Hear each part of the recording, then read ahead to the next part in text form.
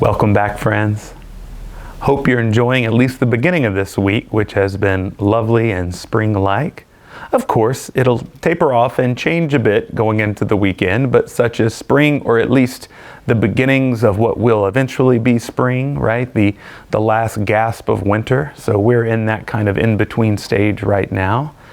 We, of course, also are on the journey of Lent. And I suppose Lent, in many ways, is a journey not just into the wilderness, but a kind of in-between time that connects our winter experience with spring. Of course, it leads into Easter, and there are those connotations. And so I hope that this journey thus far has been an opportunity for you to make transitions in your life that are going to help you going forward this year. This last Sunday, I preached on the significance of holding a grudge, what holding a grudge does.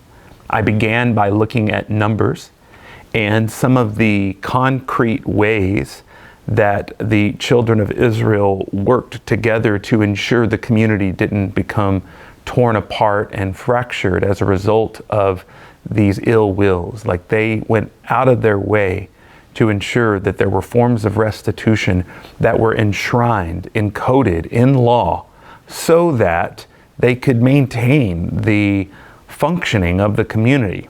However, sometimes we look upon this big list of laws as unnecessarily cumbersome, but you can appreciate it because we've all been in situations where we think more should have been done to express apology or grief at the result of an action, right? If you've injured somebody, there should be steps taken to make sure that the person injured understands that you did not intend, or if you acted in a way that maybe you intended in the moment but you regret, they need to be assured that you are willing to do what it takes to make amends. And so I wanted to acknowledge how important that is, and that Jesus does not disparage that practice in the passage from Matthew that we read from. However, what Jesus wants us to know in this passage is that it's not simply a legislation that needs to happen to ensure that we're okay.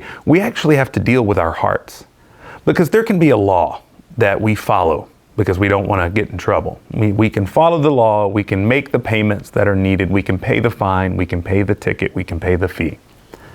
But if we don't work on our hearts and minds, then we will harbor resentment, and that resentment will eat away at us and eat away at us.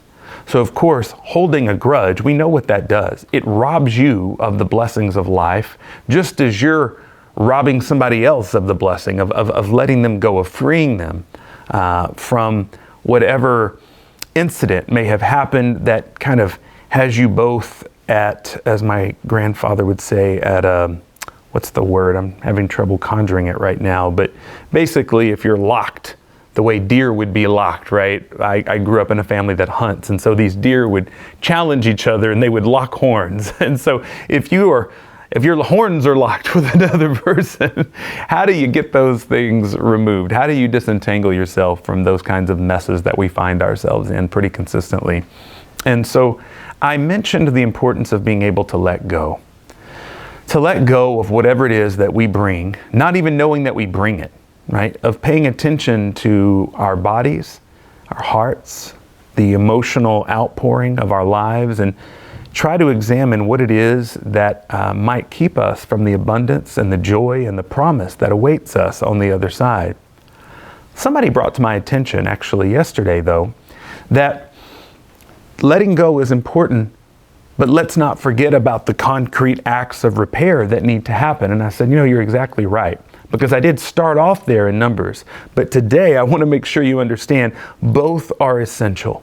And I believe that's what the figure of Jesus is saying in the Gospel of Matthew. You should make payments. You should make reparations.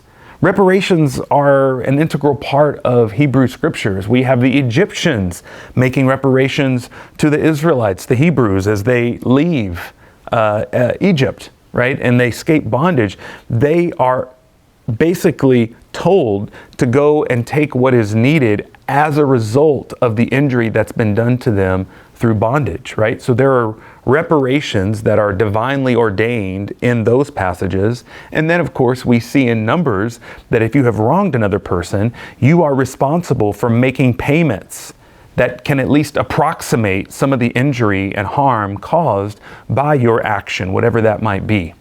So we can't just let go of grudges or expect somebody else to let go if we haven't actively, concretely made amends. And those amends should take a material form. So, just to be clear today, I'm advocating doing both.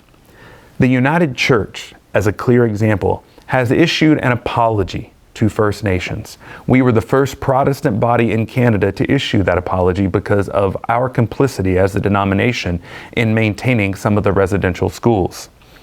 We have communicated that apology, and what we were told, I believe, was that we receive but do not accept until we see concrete follow through. In other words, an apology is not brought to culmination except through material repair. There have to be concrete physical gestures that are made to ensure the well-being of the injured person or party or community. So the United Church issued this apology, and then we could look back, say from the late 80s up till now, in the last 35 years, what have we done as a denomination concretely and materially to ensure that First Nations have access to clean drinking water, that they're not as restricted, that there is more land available to them? What have we done? And of course, it varies from place to place, but I think we would all agree, every person in the United Church would agree that we haven't done enough, just as we would agree that our federal government, following through on the calls to action of the Truth and Reconciliation Commission, has not done enough at present. So we have to not give up hope or abandon that, but continue pushing for the complete follow through on those 94 calls to action. That's one concrete example from our life here in Canada. There are others in your life personally. There are others in the life of our church here at First St. Andrews. And so I don't know what they are for you, but I do invite you to reconsider what they might be and to let go of the things that continue to hold you in bondage so that you can experience joy, and make sure that if you have acted in any way, whether it was intentional or not, that would cause harm or injury to another person, that you find a way to make amends with them, right? We are told in these passages to not even present our gifts. We are told to not even make presentation at church or at a gathering until we have resolved that conflict with a sibling.